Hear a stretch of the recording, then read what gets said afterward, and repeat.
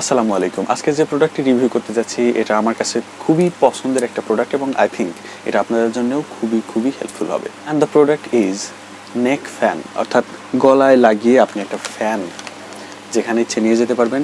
এটা আমি বেশ কয়েকদিন ধরে ইউজ করেছি, যদিও প্রায় 1 মাসের উপরে। তারপরে অনেকেই প্যাকেজিং দেখতে চান বা প্যাকেজিং দেখতে আগ্রহী হন, এই জন্য আমি আবার বক্সে ঢুকিয়েছি। এটা খুবই সিম্পল প্যাকেজিং, এরকম একটা বক্সের মধ্যে জাস্ট এভাবে প্রোডাক্টটি দেওয়া থাকবে এবং এর সাথে অ্যাক্সেসরিজ বলতে আসলে কিছুই দেওয়া হয়নি। ছোট্ট একটা ডাটা কেবল দেওয়া হয়েছিল, আমি মনে হয় এটা ফেলে দিয়েছি কোথায়, খুঁজে পাইনি। অ্যান্ড এটাকে আপনি এভাবে আনফোল্ড করে নেবেন, দেন আপনি এটাকে ঘাড়ে পরে নেবেন। ওয়েল,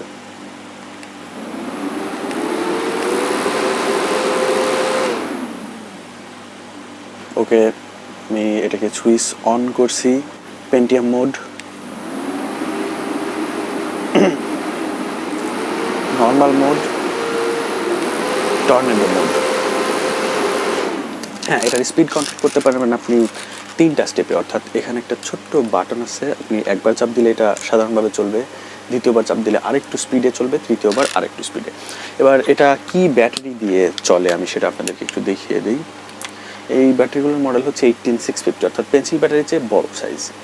এটাকে চার্জ করতে পারবেন আপনি মাইক্রো ইউএসবি দিয়ে, অর্থাৎ আপনার ফোনের চার্জার দিয়ে।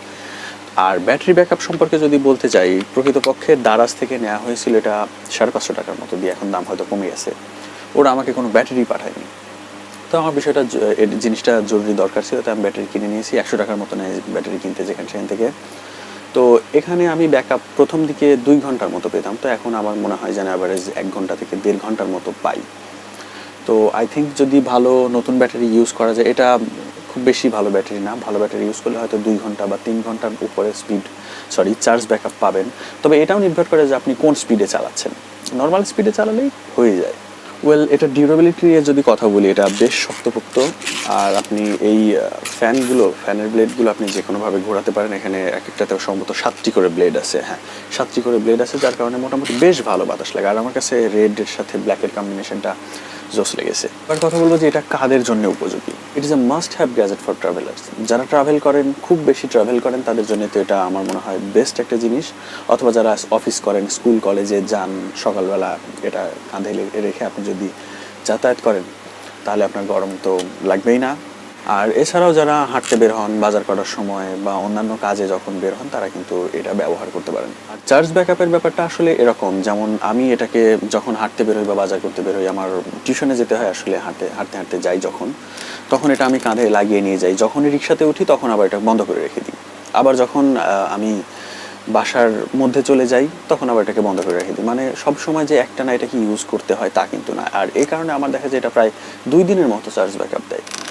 তো আমার মনে হয় চার্জ ব্যাকআপটা নিয়ে আসলে টেনশন করতে হবে না। আর ভালো ব্যাটারি লাগালে, দ্বিতীয়ত এটার সাথে কিন্তু পাওয়ার ব্যাংক দিয়ে আপনি ইচ্ছা করলে চার্জ দিতে পারেন। অর্থাৎ আপনার কাছে যদি একটা হ্যান্ড ব্যাগ থাকে, আপনি একটা ডেটা কেবল এবং একটা পাওয়ার ব্যাংক নিয়ে এটা নিয়ে চলে গেলেন, চার্জ ফুরাই গেল, আপনি আবার একটু চার্জ করে নিলেন, বা একই সাথে একটা চার্জিং অবস্থা চালানো যায়। এই ভিডিওটি স্পন্সর করেছে আমার বাবা। হ্যাঁ, ওয়েল, নিজে আমি টাকা দিয়ে কিনে নিয়ে ভিডিও রিভিউ দিচ্ছি। তো এই প্রোডাক্টটি সম্পর্কে যদি আপনাদের আরও কোনো কোশ্চেন থেকে থাকে তাহলে কমেন্টে জানান, আমি অবশ্যই আপনাদেরকে বলবো। আর এটার লিঙ্ক, আমি এটা মূলত কিনেছি daraz.com থেকে, 550, এখন হয়তো 300-400 টাকার মধ্যে পাওয়া যাবে। তো এটা সম্পর্কে কোনো কোশ্চেন থাকলে আমাকে অবশ্যই কমেন্টে জানাবেন, আমি অ্যান্সার দেওয়ার ট্রাই করবো। তো এরকমই দৈনন্দিন ব্যবহার্য গ্যাজেটস নিয়ে যদি অনেস্ট রিভিউ পেতে চান, আমার চ্যানেলটি সাবস্ক্রাইব করে সাথে থাকুন। আল্লাহ হাফিজ।